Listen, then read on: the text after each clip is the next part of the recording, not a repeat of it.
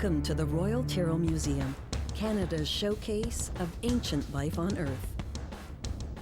Set in the arid badlands of southern Alberta, a land where dinosaurs once roamed. Join us on a journey through our museum galleries, back to the moment when life first appeared. From our planet's beginnings as a fiery mass of molten rock, to a period when most of the Earth was covered by a warm sea, to the time of the prehistoric creatures we call dinosaurs, a word that in Greek means terrible lizard. Since the Royal Tyrrell Museum of Paleontology opened in 1985, over 5 million visitors have journeyed to the Alberta Badlands. Why was the Royal Tyrrell Museum built here, in the heart of the Canadian prairies? Because it was here that dinosaurs were discovered. By accident. In 1884, Joseph Burr Tyrrell led an expedition for the Canadian Geological Survey to map coal seams in the Red Deer River Valley. He was the first geologist really to be stomping around this part of the country, and he wasn't even looking for dinosaurs at all. Tyrrell discovered part of the face of a large carnivorous dinosaur that would come to be called Albertosaurus. Albertosaurus was one of the large, spectacular carnivorous dinosaurs that was living in this part of the world at the very end of the Cretaceous.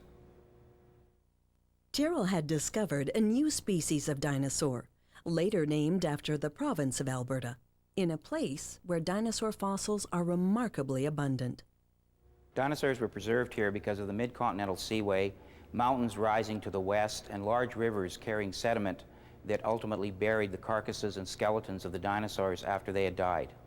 As well, our very arid climate prevents the covering of the surface of the rocks by grass, and as a result, the fossils are exposed on the surface. Tyrrell's discovery fueled a scientific exploration into the history of life, in a land rich with the bones of creatures that lived millions of years ago. Just as the calendar divides time into years, months, and days, geologic time is measured in eras, periods, and epochs. Our journey through the museum's galleries begins with the Precambrian era. Scientists believe our planet Earth was formed 4.6 billion years ago. For its first billion years, it was enveloped by a pink sky filled with poisonous gases. Then, chemical reactions led to the creation of proteins and amino acids, the building blocks of life. For the next billion years, life on Earth consisted of simple, single-celled organisms.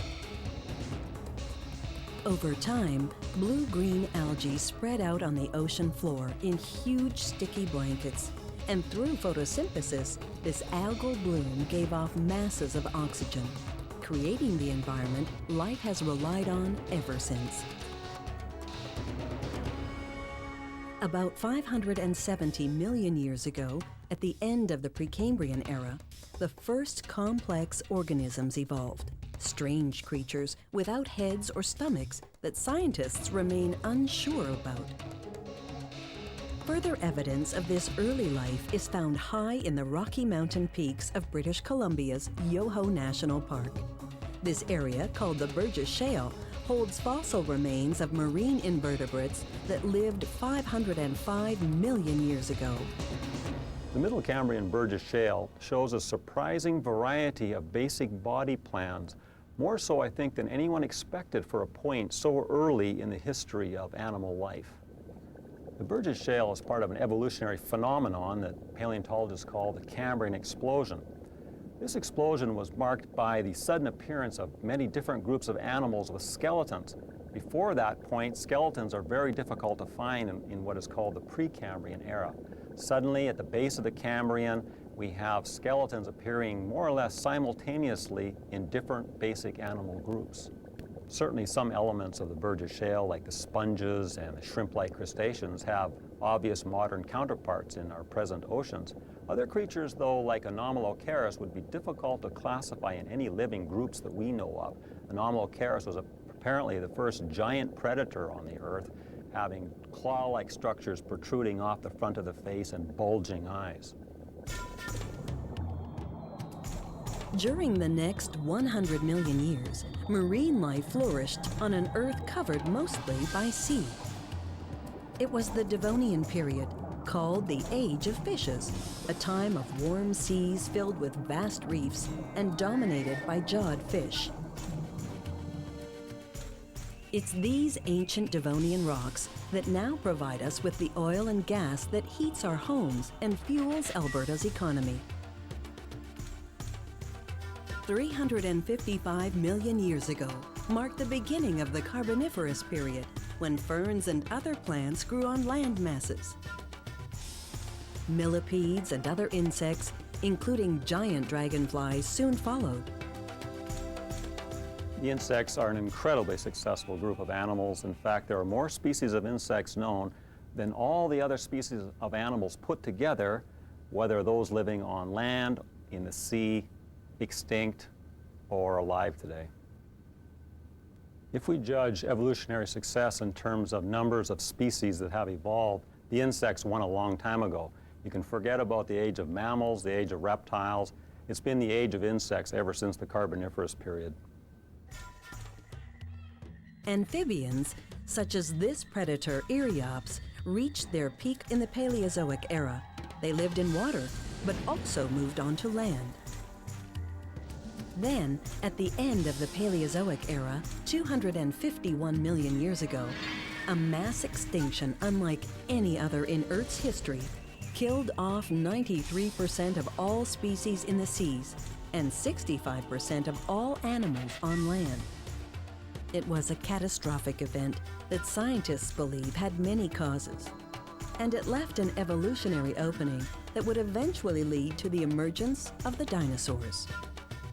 Well, during the Triassic, the reptiles became the dominant tetrapods in the world because there had been climate change. It became much hotter and drier, and reptiles are amniotes, so they can lay their eggs on land.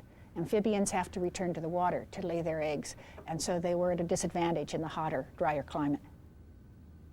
Starting in the early Triassic, all of our continents were joined together into one supercontinent called Pangaea. The center part of this country would have been very hot and dry, with rivers flowing out to the coast, and there was one big coastline surrounding all of the continents. Giant reptiles flourished in the seas. Dr. Nichols collected the world's largest known marine reptile in an interior mountain range of British Columbia, in rocks that were once an ancient seafloor. Well, the peat mountain ichthyosaur was certainly the largest animal in the ocean at the time. This particular specimen is 23 meters long, but we know they got bigger than that because we found larger bones. We found isolated bones of larger individuals. They were probably feeding on squid, belemnites, or even jellyfish, which they would have sucked in through their mouth. So it would have been rather whale-shaped, although the flippers would have been larger. The tail would have been vertical rather than horizontal, and it had a long, slender snout rather than the shorter head of the whale today. 200 million years ago marks the beginning of the Jurassic period, when dinosaurs became predominant. What is a dinosaur? It's a reptile that lives on land and walks with its legs positioned vertically beneath it. In the Jurassic period, giant herbivorous dinosaurs, such as the giraffe-like sauropods, were common. They and the stegosaurs had notoriously small brains. Jurassic predators, such as Allosaurus, would have found it difficult to kill the giant herbivores. In the Jurassic, the largest plant eaters, of course, were much, much larger than the carnivores. So animals like the sauropods, these giant long neck forms, were more than double the size of animals like Allosaurus. So if Allosaurus wanted to kill one of those animals, what it had to do was go after it in stages. It would attack, presumably, take bites out of the sauropod, and its teeth wouldn't penetrate all that deep. They would just bite into the flesh, and then it would pull back and watch the effect. And as the sauropod weakened, then of course the carnivore could be a lot more aggressive and come in and ultimately kill it. By the end of the Jurassic period, 142 million years ago, Pangaea had split into two separate land masses, Laurasia and Gondwana. In the Cretaceous period that followed, dinosaurs evolved separately into numerous and diverse species on each continent. It was the golden age of the theropods, two-legged, meat-eating dinosaurs. At almost 10 meters or 32 feet long, Albertosaurus, the Alberta lizard, was one of the most fearsome creatures in Cretaceous Alberta. The theropods during the Cretaceous period include a lot of small animals, which a lot of people don't realize, but these things were chicken size, turkey size, or man size. And some of these were good active killers, like the dromaeosaurs, animals very similar to Velociraptor, for example.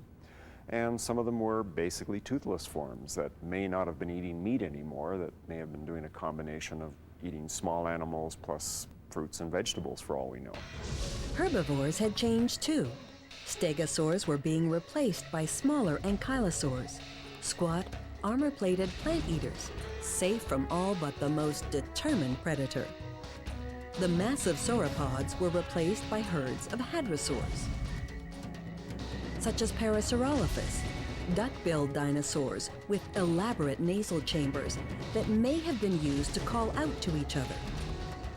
In 1987, Tyrell scientists caused an international sensation when they discovered a dinosaur egg nesting site on the Milk River in southern Alberta, belonging to the duck-billed Hipparchosaurus.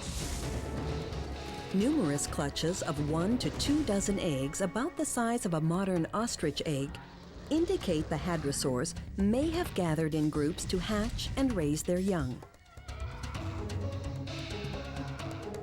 As the Cretaceous period progressed, herds of horned ceratopsians, among the last dinosaurs to evolve, roamed like buffalo. Herds of plant eaters sought safety in numbers because the late Cretaceous was ruled by the most fearsome predators in history.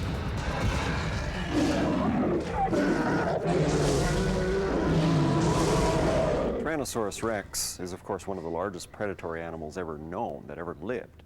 The unusual thing is that all of the animals that live with Tyrannosaurus rex that were plant eaters were in fact smaller than Tyrannosaurus rex. So at the most, Tyrannosaurus rex might have been going after a duck-billed dinosaur that was its same body size, but most of the time it was almost certainly going after smaller animals. Tyrannosaurus rex was one of the most specialized of all of the dinosaurs for killing other animals, and it was probably the nastiest of them all as well. The interesting thing about the jaws of Tyrannosaurus rex and the teeth is that they're perfectly adapted for biting right through bone. So it makes sense when you realize that Tyrannosaurus rex was going after smaller animals in itself because it didn't have the ability to discriminate between muscle and bone. So when it bit its potential prey, it had to bite hard and deep and went right through the bone. Although dinosaurs were king, they were far from alone. The Alberta of 70 million years ago was lush and warm. And many of the creatures that lived then have changed little since that time. Turtles and crocodiles of that time were essentially the same as turtles and crocodiles today. Gars and sturgeon swam in the river. There's a lot of things in the Cretaceous that are very similar to things we have today. Dr. Brinkman is studying the fossil record to see how communities of ancient animals grew and became extinct over time. What we found out is that 70 million years ago, in the end of the Cretaceous, there was a series of climate changes, and the distribution of turtles and crocodiles changed in response to these climate changes. So that when it got warmer, they extended further north. When it was cooler, they were more restricted and didn't extend so far north. Meanwhile, the pterosaurs, featherless winged reptiles, had become huge. Quetzalcoatlus is the largest airborne animal ever found, with a wingspan of just under 11 meters, or 36 feet. Although the pterosaurs had no feathers, certain dinosaurs did. From what we know now, virtually all of the meat-eating dinosaurs in the Cretaceous were feathered animals, and the only exception are the tyrannosaurs, as adults. And almost certainly the fact that the small theropods are feathered means they were warm-blooded. Dinosaurs were one of the most successful life forms that ever appeared on Earth. And in a sense, although many of them disappeared 65 million years ago, because they gave rise to birds, there's over 10,000 species still alive today that are the direct descendants of dinosaurs.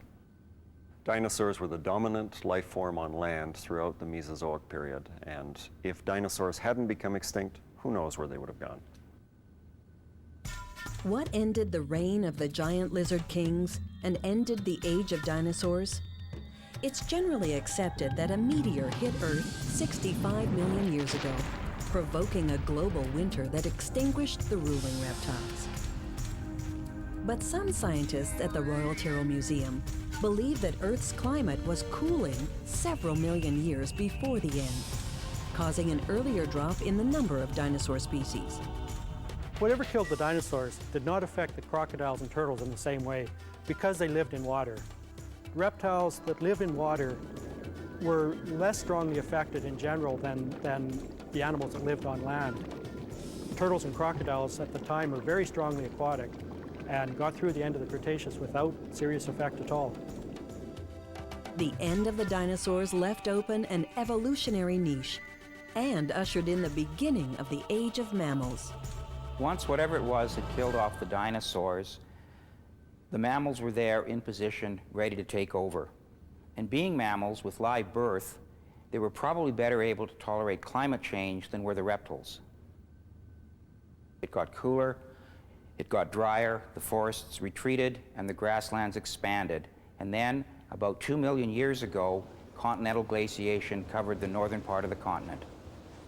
Some of the new mammals could not survive the cold. Others, such as camels and cheetahs, used land bridges to migrate from North America to Africa. Paradoxically, as the climate appears to be improving, we get the major extinction, such as whatever killed our friend here, the mammoth. Then the mammals had to cope with a new predator. 3 million years ago marked the arrival of our own group, the hominids. To us, it seems we've been on Earth a long time, but in the history of our planet, our tenure has been very brief. If you compare all time on Earth with the hours of a clock, beginning with the moment of its creation at 12 noon, microscopic life in the Precambrian era would begin at 10 to 2. The first jawed fish prowled the sea at 10:55. The era of the dinosaurs began just under 40 minutes ago and ended at 10 minutes to midnight. Hominids, who made their appearance on Earth over 3 million years ago, arrived with just 17 seconds to go. And Homo sapiens, people capable of reading this clock, showed up at 2 seconds to midnight. It's incredible that we're here at all. But since we are here, we can't help but wonder at how we arrived. While exhibits at the Royal Tyrrell Museum combine over 800 specimens with multimedia displays and interactive hands-on activities, it is also a place where scientists actively investigate our planet's ancient history. Our collection currently has about 120,000 specimens, and every year we add between 2,000 and 5,000 specimens. Fossils come in all shapes and sizes, from the massive bones of giant theropods to ancient footprints left in the sand, and the fossils of tiny mammals. Well, the first thing we do is when a fossil is found, we have to evaluate whether it's appropriate for our collection, and we judge it based on its potential value for research, for display, or for education. But we have to be careful when we're extracting big fossils because the bone is actually quite fragile. So what we do is we clear away some of the rock from around the skeleton. We leave the rest of the rock in place so it holds the skeleton together. And then that entire block is covered with layers and layers of wet plaster and burlap to make a field jacket. And when that hardens, that holds the entire block together. Then we remove that block from the ground. We may use just human power, we may use a vehicle, sometimes we even use a helicopter if it's really big. And then that block is brought to the museum, we catalog it, and we put it into storage. In many cases, the rock is actually holding the bone together, so technicians are careful to remove as much rock as possible while still keeping the fossil safe. We use a variety of tools and techniques for preparing fossils, but generally we're going to start with bigger tools like chisels to remove a lot of the rock. When we get closer to the bone, then we have to be careful and switch to more delicate tools like needles and mini air abrasive units. When a collection comes into the museum, the first thing we do is spread it out to take a look at what we've got, and we try and evaluate what we can keep and what we can't. Because dinosaur fossils are rock, they are often too heavy to display, so exact cast replicas are made and traded among paleontological institutions. But because replicas like the one behind us are exact copies of originals, we treat them the same. So we catalog them, we record all the relevant information, and we keep track of where they're stored in our museum. Our collections are among the best for certain intervals of geological time and from certain areas, particularly Western Canada. We have researchers from all over the world who come to our museum just to look at our material. They come here to learn from the rich fossil beds of the Drumheller Valley and nearby Dinosaur Provincial Park that yield remains of prehistoric life in a truly awe-inspiring abundance. But the work of digging up these fossils and painstakingly cleaning, preserving, and studying them is difficult work. Why do Tyrell's paleontologists do it? The Tyrell Museum is a special place because we have a group of researchers here that are pursuing fundamental questions about the evolution of life on Earth. The Royal Tyrrell Museum is about history, and without history, I don't believe we can understand ourselves as a species and where we might be going. The collections at our museum are so large and diverse that there's new discoveries being made every year based on specimens from right here. There's so much that we don't know yet about the history of life on our planet that every time you find a new fossil and study a new fossil, it tells you something new and exciting. The greatest benefit is collecting and preserving specimens, putting them in their context and understanding their significance. But the best thing is to go out in the field and find a new fossil and realize that this is something nobody has ever seen before, and you're getting a glimpse into the past. We hope you've enjoyed your visit to the Royal Tyrrell Museum in Drumheller, Alberta. And we hope you will visit us again soon to see how our continuing exploration into the past sheds new light on the origins of life on Earth.